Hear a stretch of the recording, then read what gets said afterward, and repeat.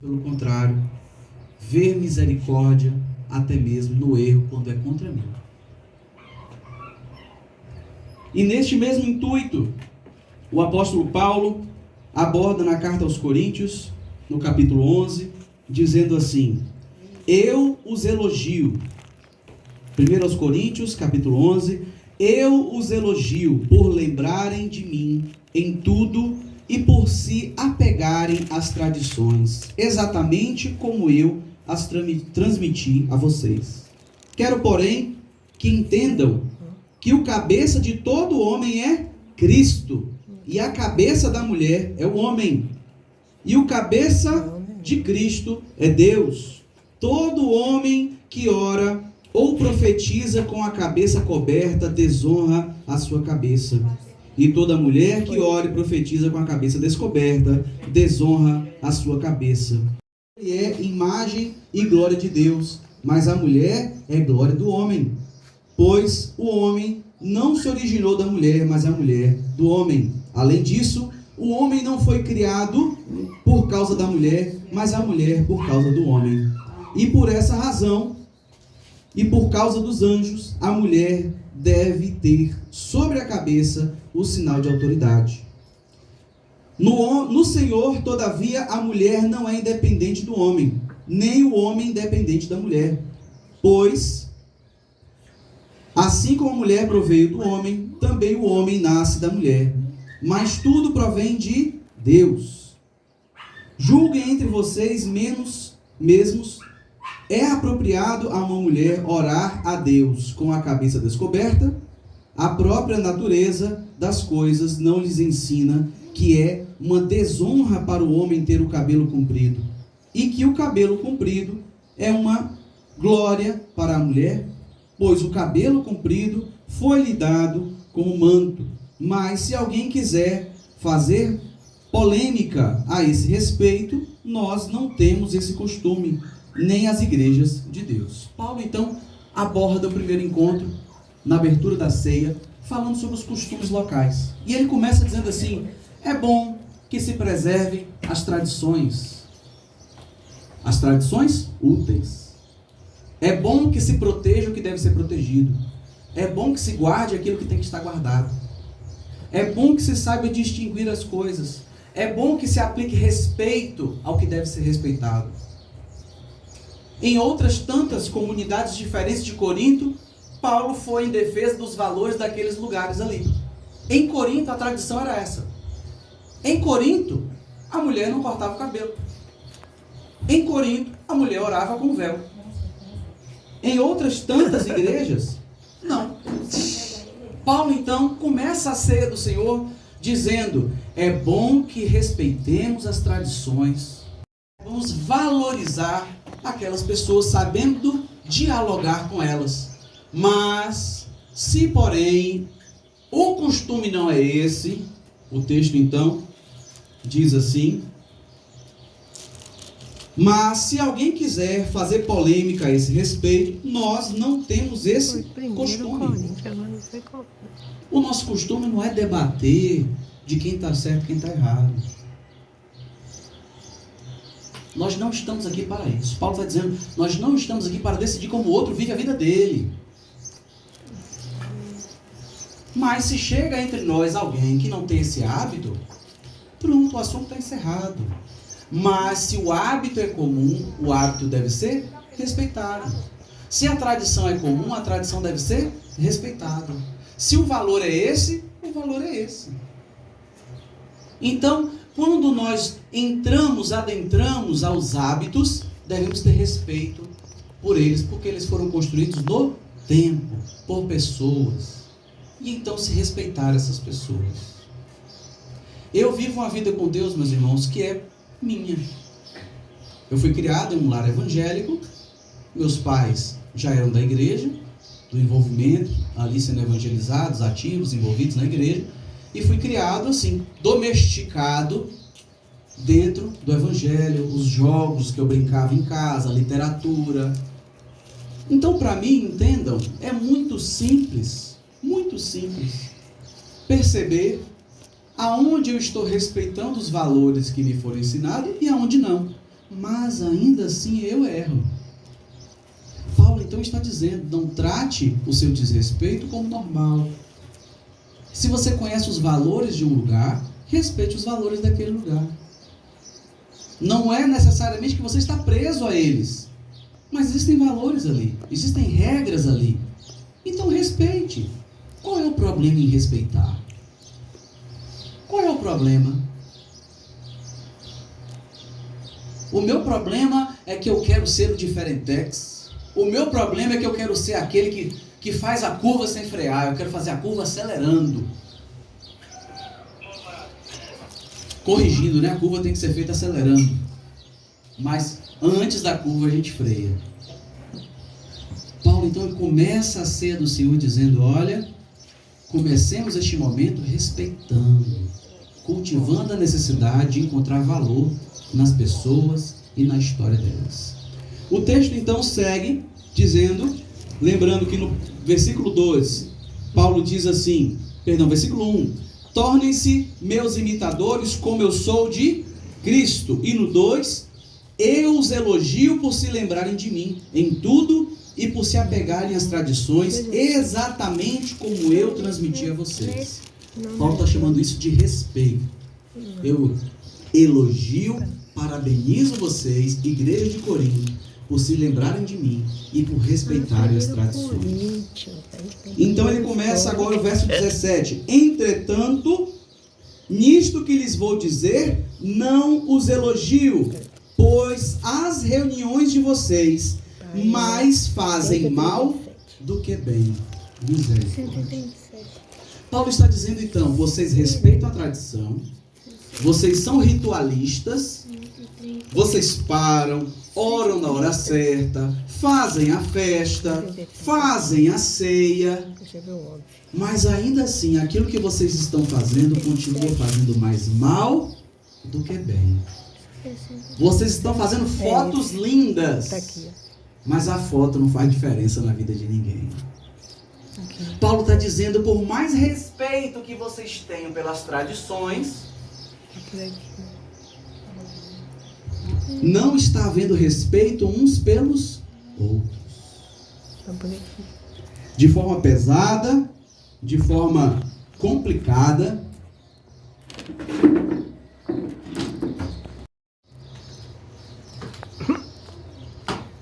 Uma coisa boa.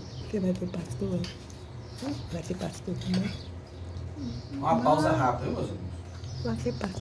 As mesas, tá tudo no lugar certo, mas eu não posso elogiar vocês além daquilo que você já tem feito, porque tem coisas que não estão sendo feitas. Então ele segue ainda dizendo, em primeiro lugar, ouço que quando vocês se reúnem como igreja, há divisões entre vocês. Paulo está dizendo, olha, adianta o que a festa bonita, cheia de gente, se vocês estão divididos. A igreja de Cristo tem que estar unida. A igreja de Cristo não tem que estar dividida.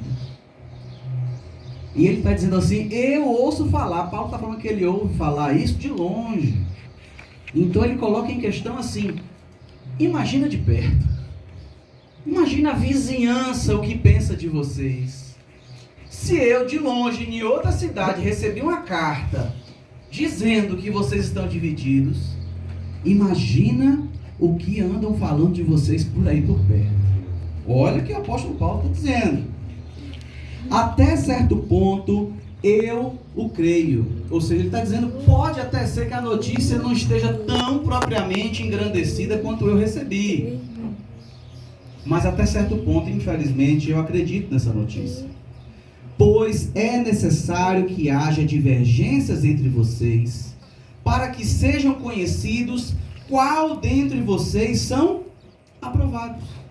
Paulo está dizendo, olha, não é bom que haja divisão, mas infelizmente a divisão ela é necessária. Por quê? Porque quando alguma coisa errada acontece, é errado também concordar com coisa errada. Amém? Amém. Então é necessário que haja uma divisão, por mais que essa divisão não seja o desejo, não seja o objetivo da igreja. A gente não trabalha para viver dividido, mas a divisão ela acontece. Paulo está dizendo, A divisão ela é necessária. Por quê? Porque é necessário que existam, infelizmente, as pessoas que tomam a atitude errada e o outro que luta pelas atitudes corretas. Então, existirão entre vocês aqueles que estarão desleixadamente reprovados e os outros que estarão insistentemente aprovados. Haverão. O texto segue ainda dizendo: quando vocês se reúnem, não é para comer a ceia do Senhor, porque cada um come sua própria ceia sem esperar pelos outros. Paulo então está dizendo assim: vou começar pelo mais simples. Todo mundo é gente e todo mundo tem fome. Por que uns comem e esquecem que os outros também têm que comer? E eu falo porque eu fui menina há pouco tempo atrás. Eu só tenho 35 anos, faço 36 agora dia 8. E quando eu sentava à mesa, eu era um adolescente muito afoito, eu não sou gordinho assim à toa, eu era comilão. E aí eu sempre ouvia dos meus familiares, minha mãe, meu pai, meus tios, falavam assim: ó, calma que tem os outros. Ou seja, não viva a sua vida pensando só em você. Não é só você que tem fome. Você está com fome?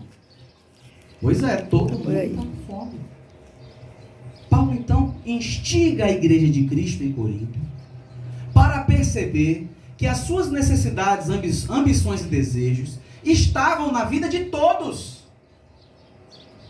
Por vezes nós achamos que as necessidades são só nossas. É só eu que quero dormir? Não, todos querem. É só eu que quero comer? Não, todos querem. Todos querem ser amados, respeitados, acolhidos. As necessidades humanas estão em todos os humanos. Porque cada um de vocês come sua própria ceia sem esperar pelos outros. Assim, enquanto um fica com fome, o outro se embriaga. Se esquece tanto que encarca a cara no vinho e na comida e passa mal. Paulo está dizendo: olha, uns estão fazendo zoada de barriga roncando e outros estão fazendo zoada de arrotar, de tanto que a pança está cheia. E eu era desse, ficava arrotando, guloso, ansioso, estava refluxo.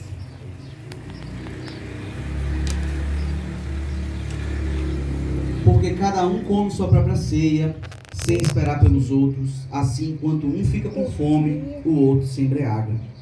Será que vocês não têm casa onde comer e beber? Ou desprezam a igreja de Deus e humilham os que nela nada têm? O que eu lhes direi? Eu os elogiarei por isso? Certamente que não. Paulo está dizendo: lá na casa de vocês, lá na família de vocês, lá de onde vocês vieram, isso é aceitável? Será que lá onde você aprendeu a comer, o certo é que um fique com fome e o outro de barriga cheia? Não, né, tio? Não. Aí ele diz mais assim: lá onde você veio, não tem comida? Porque se lá não tem comida, dá para entender que você viu comida agora, estava com muita fome, cheguei, vi comida, nunca mais eu tinha visto comida, e aí eu fiquei afoito e comi até os pratos. Paulo está fazendo uma pergunta: será que nós não temos sabido lidar com a nossa necessidade porque ela é gigantesca, ela é tamanha? Será que eu tenho passado tanta privação que eu chego na igreja e não consigo ver valor nas pessoas e fico só pensando em mim para saber se a música é a que eu gosto, se a temperatura está do jeito que eu quero, se a pregação é o pregador que eu mais gosto, se tudo está acontecendo do meu jeito? Paulo está dizendo assim: olha, quer se satisfazer, a igreja não é lugar para isso. Quer se satisfazer, se satisfaça em casa. Paulo está dizendo à igreja, de levita, de pastor, de diácono, e vieram aqueles crentes revestidos na unção do Espírito Santo, na autoridade da vida cristã, mas quando vira o tatu, a gente está indo fazer o quê? Comer tatu. Não, será que ele era o quê? Rapaz, não sei, mas o tatu tá gordinho, ó. Vamos pegar. Você vai ser pastor. Paulo está dizendo, olha, a vida cristã é feita sim de tentações. Aí fica na festa. E às vezes, não é uma coisa grandiosa que vai nos desviar da mensagem da cruz. Às vezes vai ser um tatu. Às vezes vai ser uma colher a mais de arroz, sem olhar para o lado e saber se mais alguém ainda falta comer. Se as crianças estão alimentadas, se as viúvas, se os idosos. E aí estava lá Neide e Paloma discutindo durante a semana. E se der muita gente? Aí elas entenderam, ó, se der muita gente, a gente serve primeiro as visitas e depois a gente frita os ovos e come. Então trouxemos ali uma cartela de ovos, que eu particularmente sou apaixonado, com todo respeito a todo mundo que fez os quitutes, foram maravilhosos, mas eu sou apaixonado por ovo. Quem quiser me chamar um dia para almoçar na casa de vocês, se tiver ovo, eu vou me lambuzar, eu gosto muito de ovo. Eu, Raposo e Teiu, né? E eu acho que até o Tatu, né? O finado Tatu, acho que gostava de ovo também. Mas pegaram o tatu? Pegaram, comeram o tatu. E Eduardo conta o testemunho de que deu tudo errado na viagem. Que carro quebrou, atolou, que foi um problema terrível. Mas não foi o tatu, não. Olha, vocês estavam na caravana do tatu, né? Tava Jair, tava também? Diolinho tava também? Vim pra Biragi foi Nietzsche. Não sabia dessa história. Não sabia que eu pensava pra minha hora. Olha aí, olha que coisa, hein? Aí tu veio pra onde? Não tá nem vendendo ali que tá meio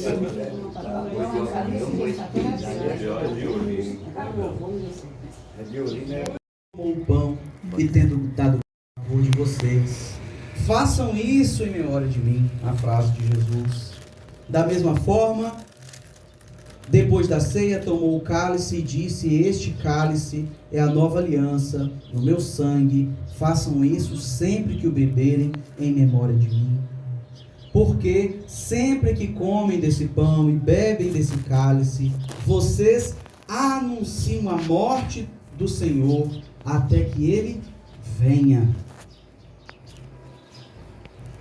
Paulo então traz para a igreja a mensagem de responsabilidade. Paulo vem chamar então a cada um de nós como igreja para dizer: precisamos trazer à memória a responsabilidade de anunciar o Cristo. Precisamos vivenciar a responsabilidade de zelar das pessoas. Não tem nada que testemunhe mais o reino de Deus do que cuidar das pessoas. O apóstolo Paulo, para mim, é a melhor referência bíblica de transformação. Paulo é aquele que em suas primeiras cartas, em suas primeiras influências, nas primeiras comunidades onde ele chega extremamente ortodoxo. Ele chega extremamente doutrinador. Ele chega cheio de verdade, mas com pouquíssimo carisma. E o texto então segue, indo até o capítulo 13 do mesmo livro, dizendo assim agora: passo agora a mostrar-lhes um caminho ainda mais Você tem Bíblia? excelente. Você tem Bíblia, Gá? Você tem Bíblia? Paulo está dizendo: olha, tudo aquilo que eu falei até agora é bom, mas a partir de agora eu passo a mostrar a vocês um caminho ainda mais excelente. O que será que é ainda mais excelente do que tudo isso que Paulo diz?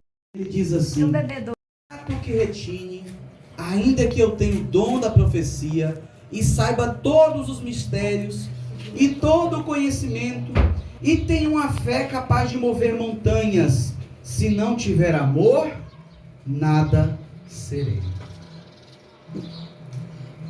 Paulo vai evoluindo como pessoa, como pregador, como apóstolo, e quando chega no capítulo 13, ele começa a falar: olha, todas as verdades que eu disse são importantes, mas sem amor não vale de nada.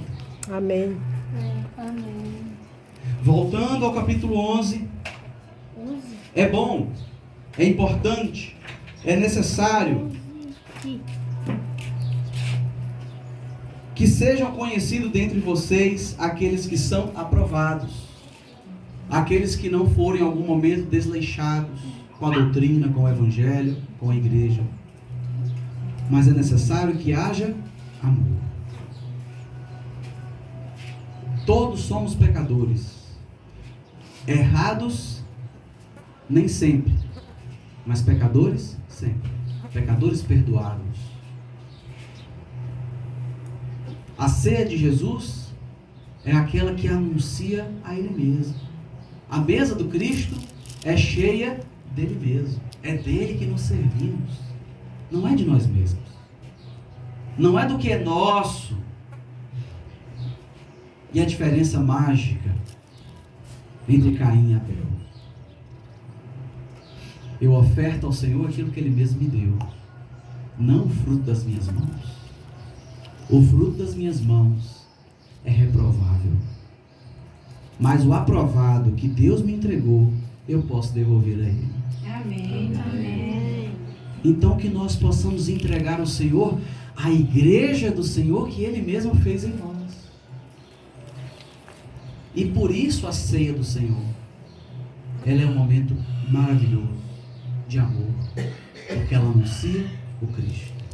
Amém. Neste momento, então, eu vou distribuir o elemento. Todo aquele que está em plena comunhão com esta igreja ou qualquer outra igreja, né, batizado e membro desta igreja, participará deste momento. Assim foi instruído pelo pastor Sival.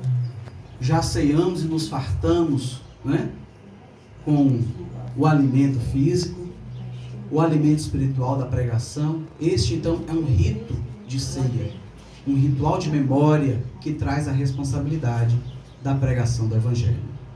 E com nossas vidas, através também da nossa vida institucional, da igreja, nos comprometemos com esse momento de memória. Você já se batizou nas águas? Você já se batizou nas águas? Não. Não, mas a gente vai usar esses, não? Não. Isso. Ó. Aqui te deu sou batizado. É. Oh, que coisa linda. Corpo de Cristo. Que representa o corpo de Cristo.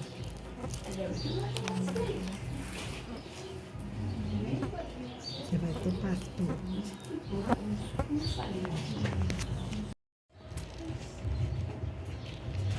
Maravilhoso Deus, eterno Pai. Obrigado, Senhor Jesus, pelo nosso espírito com o teu pão. Sustentar as nossas vidas com a tua unção e a tua misericórdia. Continuas conosco, Senhor, neste momento. Não só agora, mas sempre. Por isso eu oro e te agradeço. Em nome de Jesus. Amém. Amém.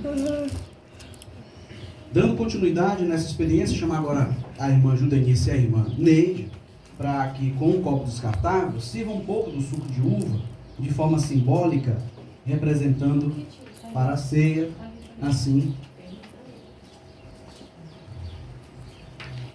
Uma fica com os copos, né? A outra pode servir direto às pessoas mesmo.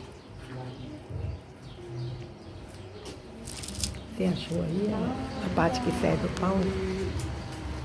Você viu a parte que serve o pão? Veja aí, onde é que está vendo? Não, esse não. Você viu o pão.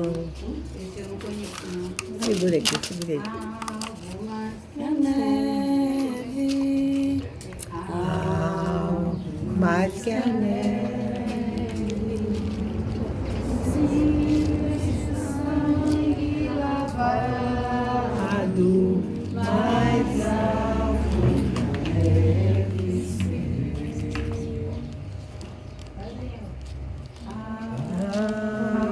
Mais que a neve.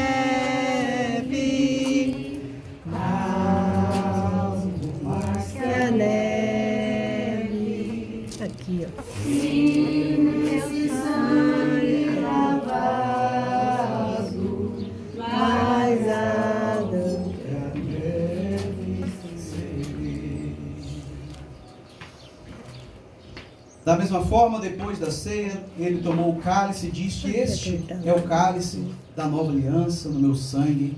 Façam isso sempre que beberem em memória de mim, porque sempre que comerem deste pão e beberem deste cálice, vocês anunciam a morte do Senhor Jesus Cristo até que ele venha. Bebamos todos. Amém.